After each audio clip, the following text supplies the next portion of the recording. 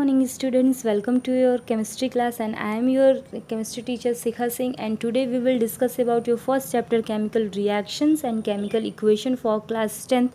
वैसे तो ऑलरेडी आपने इस चैप्टर के बारे में पढ़ लिया है, लेकिन फिर भी मैं आपके फर्स्ट चैप्टर से ही स्टार्ट करूँगी। और आपने अगर इस चैप्टर का मैं एक छोटा सा इंट्रो देना चाहूँ कि इस चैप्टर में हम क्या क्या डिस्कस करेंगे, तो हम केमिकल रिएक्शंस के बारे में पढ़ेंगे जिसको हम रासायनिक अभिक्रिया कहते हैं। उसके पार्ट्स के बारे में पढ़ेंगे, रिएक्टेंट प्रोडक्ट जिसको अभिकारक और उत्पाद कहते हैं। साथ में हम कैरेक्टरिस्टिक्स ऑफ केमिकल रिएक्शन की, केमिकल रिएक्शन के क्या क्या कैरेक्टरिस्टिक्स होते हैं उनके बारे में पढ़ेंगे हम। साथ में हम केमिकल इक्वेशंस के बारे में पढ़ेंगे कि रासायनिक समीकरण क्या होते हैं, उनके types, balance and unbalance. Balance अगर अनबैलेंस है तो उसको हम बैलेंस कैसे करेंगे, इसके बैलेंस करना क्या होता है, ये सारी चीज़ें हम डिस्कस करेंगे। साथ में हम टाइप्स ऑफ रिएक्शंस के बारे में पढ़ेंगे, कुछ extra types like exothermic, endothermic, photochemical reaction, thermite reactions, इनके बारे में हम डिस्कस करेंगे। एंड इन लास्ट हम एक्चुअल में केमिकल रिएक्शन की एक टाइप होती है रिडॉक्स रिएक्शंस, उसमें ऑक्सीडेशन और रिडक्शन आती है। उस ऑक्सीडेशन का हम डेली लाइफ में इफेक्ट पढ़ेंगे, लाइक कोरोजन, जो रस्टिंग ऑफ आयरन, आयरन पे जो जंग लगता है। साथ में हमारा जो भोजन खराब होता है हवा के कांटेक्ट में आने में, ऑक्सीजन के कांटेक्ट से आने में, उसको हम बोलते हैं रेंसिडिटी, उसके बारे में पढ़ेंगे। इनके बचाव के बारे में पढ़ेंगे। इतना ही हमारे चैप्टर में दिया हुआ, इतने ही पॉइंट्स हम डिस्कस करेंगे। तो सबसे पहले हम केमिस्ट्री की बात करते हैं कि केमिस्ट्री है क्या। तो केमिस्ट्री को हिंदी में हम रसायन विज्ञान कहते हैं और साइंस की एक ये ब्रांच है, मेन ब्रांच है। और अगर केमिस्ट्री को हमको डिफ़ाइन करना हो तो हम कैसे कर सकते हैं, तो हमको पता है कि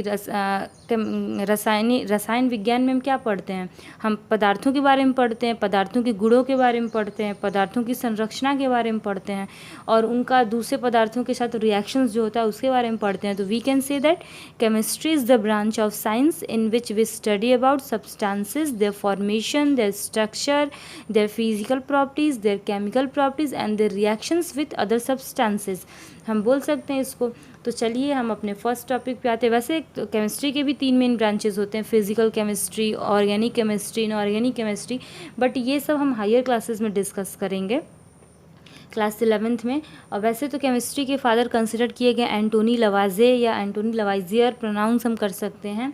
और आपने इनके बारे में क्लास 9th में पढ़ा होगा, law of conservation of mass को इन्होंने दिया था और वहाँ पे आपने इनका नाम सुना होगा। तो इन्हीं को केमिस्ट्री के फादर यानी जनक कहा जाता है। तो हम अपने चैप्टर पे आते हैं और हमारा फर्स्ट चैप्टर है केमिकल रिएक्शंस। केमिकल रिएक्शंस का मतलब होता है रासायनिक समीकरण। तो ये रासायनिक समीकरण होता क्या है, तो अगर केमिकल रिएक्शन के बारे में हम बात करें तो यह एक प्रोसेस है जिसके दौरान 2 या 2 से अधिक पदार्थ आपस में कंबाइन होते हैं और एक नए पदार्थ की फॉर्मेशन करते हैं। जो नया पदार्थ बनता है उसके गुण अलग होते हैं। लाइक दैट, अगर सपोज दैट ये हमारा कार्बन है और ये ऑक्सीजन से कंबाइन कर रहा है और बना रहा है कार्बन डाइऑक्साइड, देन कार्बन की कुछ अलग प्रॉपर्टीज़ होंगी, ऑक्सीजन की कुछ अलग प्रॉपर्टीज़ होंगी और यहाँ पे जो कार्बन डाइऑक्साइड बना है ये इन दोनों से बिल्कुल डिफरेंट होगा। तो हम इस तरीके से हम इसके बारे में अध्ययन करेंगे। तो वो एग्जांपल्स मैं आपको आगे डिस्कस करूंगी। पहले हम केमिकल रिएक्शंस की ही बात करते हैं। तो chemical reaction is a process in which 2 or more substances combine together and form a single product या form a new substance with new property. यानी केमिकल रिएक्शन एक प्रोसेस है जिसमें 2 या 2 से अधिक पदार्थ आपस में मिलकर नए पदार्थ बनाते हैं, उन पदार्थों के गुण अलग होते हैं। तो ये बात आती है कि केमिकल रिएक्शंस में ऐसा क्या होता है कि जो पदार्थ बनता है, जो रिज़ल्ट हमको मिलता है वो बिल्कुल चेंज हो जाता है। तो देखिए क्यों केमिकल रिएक्शन के दौरान क्या क्या चीज़ें होती हैं। तो मैंने इस साइड में लिखा है कि केमिकल रिएक्शन के दौरान रीअरेंजमेंट ऑफ एटम्स होता है या अरेंजमेंट ऑफ एटम्स चेंज। यानी क्या होता है, जैसे कि जो रिएक्शन से पहले जो अरेंजमेंट होते हैं, तो आपको पता है सभी पदार्थ एटम से मिलकर बने हुए हैं और ये एटम्स अपनी पोजीशन पे टिके हुए रहते हैं। तो रिएक्शन से पहले वो अपनी एक पोजीशन पे टिके हुए थे, लेकिन जब 2 पदार्थ आपस में कंबाइन होते हैं तो इनकी पोजीशन हिलती है क्योंकि एक दूसरे में ये मिक्स होना चाहते हैं। तो हम और नया पदार्थ जो बनता है उसमें एटम्स का जो व्यवस्थीकरण है, जो अरेंजमेंट है वो चेंज हो जाता है। यानी हम बोल सकते हैं ना कि during a chemical reaction arrangement of atoms will change. यानी केमिकल रिएक्शन के दौरान जो अरेंजमेंट है, जो व्यवस्थीकरण है परमाणुओं का, एटम्स का, वो चेंज हो जाती है या हो जाएगी। और दूसरा देखिए क्या दिया, ब्रेकिंग ऑफ ओल्ड बॉन्ड्स। जैसे क्या रिएक्शन से पहले ये आपस में जुड़े रहते हैं बॉन्ड बना के, तो वो टूटेंगे तभी तो वो दूसरे पदार्थ के साथ कंबाइन करेंगे और फिर उनके साथ न्यू बॉन्ड्स बनाएंगे। तो we can say that during a chemical reaction breaking of old bonds done, यानी नए बॉन्ड्स का टूटना, and making of new bonds happen, यानी हम ये भी बोल सकते हैं कि पुराने बॉन्ड्स का टूटना और नए बॉन्ड्स का बनना केमिकल रिएक्शन के दौरान होता है। तो हम दोहरा देते हैं आपको, chemical reaction is a process in which new substances form with new properties. During a chemical reaction, arrangement of atoms will change, breaking of old bonds done and making of new bonds done. हम कह सकते हैं ना like this। देखिए यहाँ पे मैंने लिखा भी है कि H2 यानी हाइड्रोजन ऑक्सीजन का O2 फॉर्मूला होता है, दोनों कंबाइन करते हैं तो वाटर H2O बनाते हैं। तो यहाँ पे 2 मॉलिक्यूल्स, ये बैलेंस केमिकल इक्वेशन है जो आगे मैं डिस्कस करूँ क्यों मैंने आगे 2 यहाँ पे 2 लिखा है। तो पहले आप बस देखिए, यहाँ पे हाइड्रोजन के 2 मॉलिक्यूल्स हैं, तो हाइड्रोजन हाइड्रोजन हाइड्रोजन हाइड्रोजन, ये बॉन्ड से कनेक्टेड है। ऑक्सीजन भी डबल बॉन्ड से एक दूसरे से कनेक्टेड है। जो रिजल्ट बना है वो H2O बना है। तो यहाँ पे देखिए पहले H के बीच में बॉन्ड था, ऑक्सीजन ऑक्सीजन के बीच में बॉन्ड था। जो रिजल्ट बना अब हाइड्रोजन ऑक्सीजन हाइड्रोजन के बीच में बॉन्ड हो गया, हाइड्रोजन ऑक्सीजन हाइड्रोजन के बीच में बॉन्ड हो गया। यानी हम बोल सकते हैं ना कि breaking of old bonds and making of new bonds done. यहाँ पे देख सकते हैं ये ओल्ड बॉन्ड्स है, ये न्यू बॉन्ड्स है, तो इनका टूटना और आपस में जुड़ना और न्यू बॉन्ड्स बनाना। और कैरेक्टरिस्टिक्स की बात करें तो देखिए हाइड्रोजन के अलग कैरेक्टरिस्टिक्स होते हैं। आपको पता है हाइड्रोजन एक ऐसी गैस है जो खुद को जलाती है, एंड ऑक्सीजन जो है ऐसी गैस है जो दूसरों को जलाती है। इसके प्रेजेंस में बर्निंग की प्रोसेस होती है। जब दोनों कंबाइन होती हैं तो H2O बन जाता है, जिसकी बिल्कुल अलग प्रॉपर्टीज़ है, ये आग को ही बुझा देता है। तो ये तो मैंने जस्ट आपको फ्रेश करने के लिए ये बोल दिया। अब हम अपने केमिकल रिएक्शंस पे ही आते हैं। तो केमिकल रिएक्शंस, हाँ एक चीज़ और है, ऐसा बिल्कुल नहीं है कि अगर यहाँ पे हाइड्रोजन है तो रिज़ल्ट में हमको नाइट्रोजन मिल जाएगा, यहाँ ऑक्सीजन है तो रिज़ल्ट में हमको कोई और गैस मिल जाएगी, ऐसा बिल्कुल नहीं है। जो रिएक्टेंट्स के एटम्स होंगे वही प्रोडक्ट्स के भी एटम होंगे। एटम कभी चेंज नहीं होंगे, एटम सेम होंगे, इधर हाइड्रोजन उधर भी हाइड्रोजन ही होगा, यहाँ ऑक्सीजन यहाँ भी ऑक्सीजन ही होगा, सिर्फ उनका अरेंजमेंट एटम्स का बदल जाएगा, बॉन्ड्स टूट जाएंगे, नए बॉन्ड्स बन जाएंगे, सिर्फ इतनी ही प्रोसेस होती है। एटम्स नहीं चेंज होंगे, हाइड्रोजन की जगह नाइट्रोजन क्लोरीन नहीं आ जाएगा, इस चीज़ को आप याद रखिएगा। अब हम अपने टॉपिक पे आते हैं, केमिकल रिएक्शन। तो केमिकल रिएक्शन आपने समझ लिया।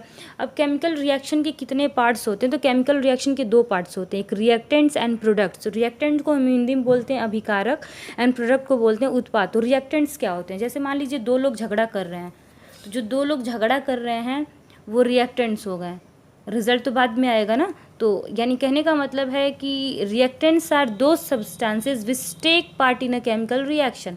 यानी रिएक्टेंट्स ऐसे सब्सटेंसेज हैं, ऐसे पदार्थ हैं जो केमिकल रिएक्शन में हिस्सा लेते हैं। Suppose that magnesium and oxygen combine together and form magnesium oxide.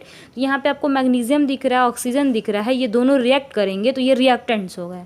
और जो हमको प्रोडक्ट किसको बोल सकते हैं? द रिजल्ट वी गेट, यानी the new substance which is form during a chemical reaction is called product. यानी जो नया सब्सटेंस एक केमिकल रिएक्शन के दौरान बनता है, रिएक्टेंट्स के रिएक्ट करने के बाद, उसको हम प्रोडक्ट बोलते हैं। I hope it is clear it.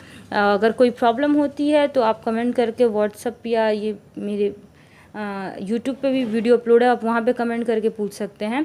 And उससे पहले रिएक्टेंट प्रोडक्ट ये क्लियर हो गया है, उससे पहले मैं आपको कुछ सिंबल्स बताना चाहूँगी कि केमिकल रिएक्शन में हमको किन चीज़ों का ध्यान देना चाहिए। तो ये आपको अगर कहीं डेल्टा दिखता है तो ये हीट का सिंबल होता है। मतलब कहने का मतलब है कि अगर मान लीजिए सपोज दैट ये, हाँ ये सबसे पहले एरो की बात करते हैं कि ये एरो किसको दिखाता है। तो ये एरो हमारा दिखाता है, बहुत बच्चे ना रिएक्शंस में इक्वल टू का साइन लगा देते हैं, इक्वल टू का साइन कभी नहीं लगाते, हम एरो यूज़ करते हैं। एरो हमको दिखाती है डायरेक्शन ऑफ रिएक्शन, रिएक्शन किस डायरेक्शन में हो रही है, यानी रिएक्शन इधर से इधर की फॉर्मेशन हो रही है, यानी ये हमको arrow shows the direction of reaction. And अगर कहीं आपको डेल्टा दिखे एरो के ऊपर तो समझ जाइए कि हम रिएक्शंस को हीट दे रहे हैं, यानी कुछ रिएक्शंस ऐसे होते हैं जो हीट लेके अपना काम करते हैं। तो कहने का मतलब है कि अगर हमको ऊपर डेल्टा दिख रहा है तो इसका मतलब ये है कि हम लोग केमिकल रिएक्शन को हीट प्रोवाइड करा रहे हैं, तो एंड अगर एच म्यू आपको कहीं दिख जाए तो इसका मतलब होता है लाइट, यानी अगर एरो के ऊपर आपको एच म्यू दिख जाए विच मीन्स कि ये रिएक्शन जो है वो लाइट के प्रेजेंस में हो रही, चाहे वो सनलाइट हो चाहे जैसे भी, यानी लाइट के प्रेजेंस में हम रिएक्शंस को करा रहे हैं। ऐसे सॉलिड को रिप्रेजेंट करता है। अगर किसी सब्सटेंस के सामने अगर एस लिखा हो तो समझ जाइए कि वो सॉलिड है, एल लिखा हो तो वो लिक्विड है, जी लिखा हो तो वो गैस है, और ए क्यू, हाँ एक चीज़ है, एल और ए क्यू में लोग कन्फ्यूज रहते हैं, दोनों को लिक्विड मान लेते हैं, लेकिन नहीं, जहाँ पे एल लिखा होगा वो सिंगल लिक्विड की बात कर रहा है, और जहाँ पे ए क्यू लिखा होगा ये एक्वस सोल्यूशन की बात कर रहा है। यानी वाटर में किसी चीज़ को हम डिजोल्व करते हैं तो उसको हम बोलते हैं एक्वस सोल्यूशन। यानी यहाँ पे कहने का मतलब है कि एक लिक्विड या एक सॉलिड सब्सटेंस डिजोल्व है किसमें, वाटर में, और इसी को हम बोलते हैं एक्वस सोल्यूशन। तो I hope you like it. और फॉर इसका जो नेक्स्ट वीडियो उसमें हम characteristics of chemical reaction with example discuss करेंगे एंड केमिकल इक्वेशन के बारे में डिस्कस करेंगे, और उसके types balance and unbalance reactions के बारे में हम डिस्कस करेंगे। So good bye students.